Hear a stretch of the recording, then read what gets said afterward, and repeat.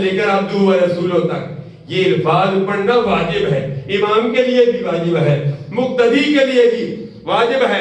اگلے اللہ تبارک و تعالیٰ نے فرمایا میرے پیارے حبیب آپ کی امت کے لیے تحفہ بھی ہے، 50 نمازیں لے جاؤ، وقت کے دامن میں گنجائش نہیں ہے، میں 2 منٹ کے اندر بات کو ختم کرنا چاہتا ہوں، 2 گھنٹے کی بات 2 منٹ کے اندر ختم کرنا چاہتا ہوں۔ اللہ 50 کا تحفہ لیا۔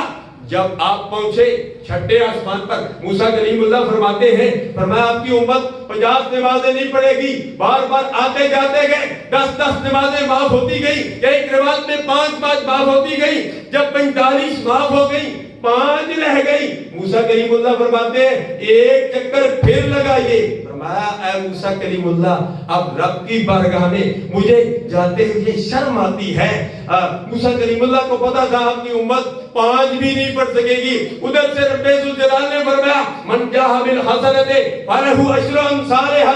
اے میرے پیارے حبیب علیہ التحیۃ والسلام نمازیں 5 ہیں، جو 5 پڑھے گا میرا قانون یہ ہے من جاء بالحسنۃ فلہ عشر امثالھا، جو 1 نیکی کرتا ہے اس کو 10 نیکیوں کے برابر ثواب ملتا ہے، جو 1 نماز پڑھے گا 10 نمازوں کے برابر ثواب ملے گا، اور جو 5 نمازیں پڑھے گا اس کو 50 کے برابر ثواب ملے گا۔ سبحان اللہ۔